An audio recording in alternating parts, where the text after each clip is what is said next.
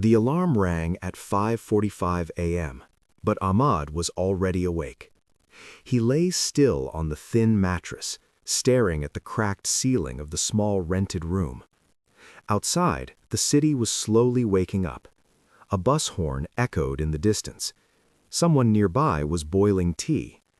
Another day had begun, whether he was ready or not. Ahmad closed his eyes and imagined a different life. In that life, he wore a clean, well-fitted shirt. He worked in a tall glass building where sunlight filled the rooms. He spoke confidently in meetings and people listened. His parents no longer worried about bills. He didn't count money twice before buying something small. Then reality returned. His phone vibrated with a reminder.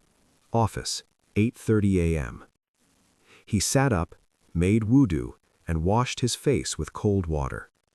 When he looked into the mirror, he saw tired eyes, but also something else. A quiet determination. A feeling that his life was meant for more. Ahmad worked as a junior office assistant. His tasks were simple: organizing files, making photocopies, delivering documents. During meetings, he sat at the corner of the room, silent. Not because he lacked ideas, but because English stood between his thoughts and his voice.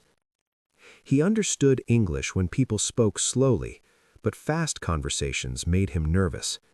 Speaking felt dangerous. One wrong word, one mistake, and he feared people would judge him. That morning, during a team meeting, the manager explained a problem. As Ahmad listened, the solution formed clearly in his mind. His heart began to beat faster. His hand lifted slightly from the table.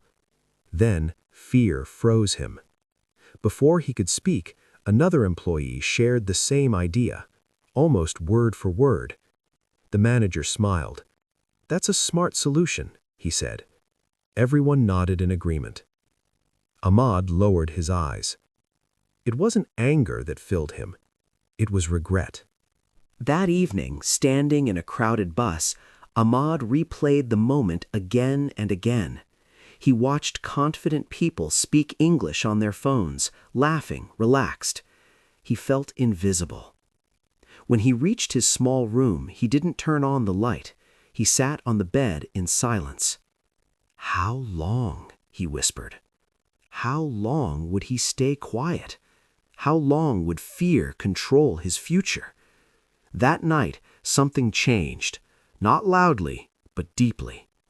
He opened his phone and typed slowly, "Learn English for job." A video started playing.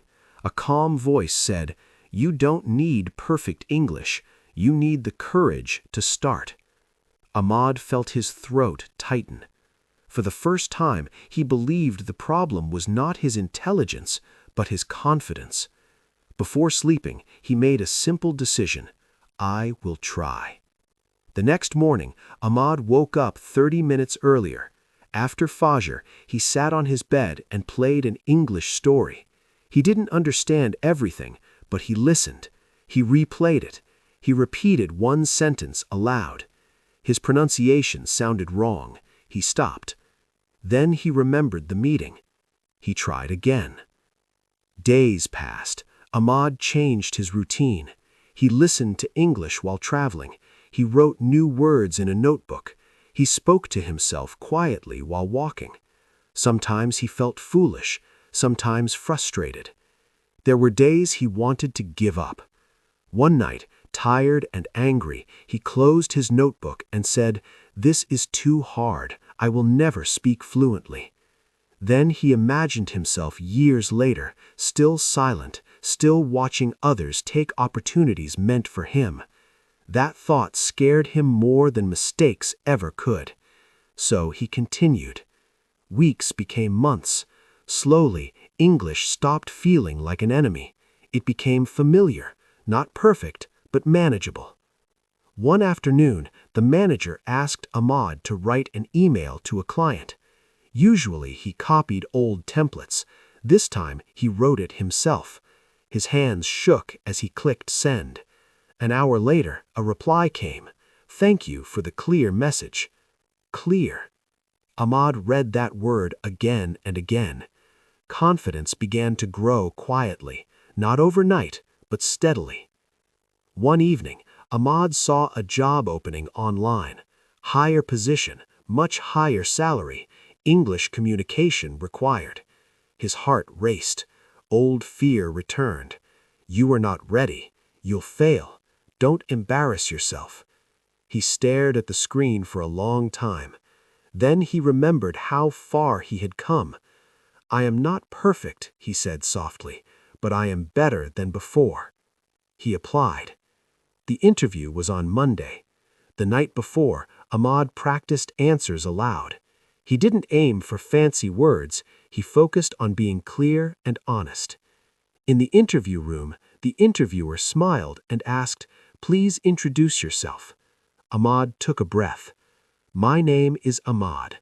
I am an office assistant. I am improving my English, and I am committed to learning." His voice was calm.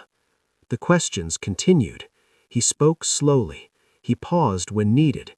He explained his ideas simply. He didn't hide his mistakes. When the interview ended, Ahmad felt peaceful.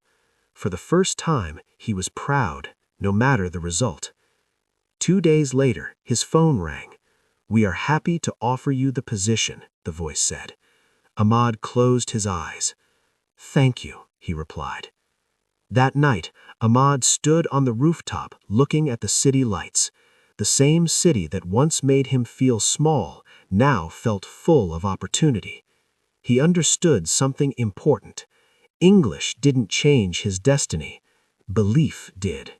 English was just the bridge, and as the wind moved softly around him, Ahmad smiled because he finally trusted himself enough to move forward. This time, he was no longer silent.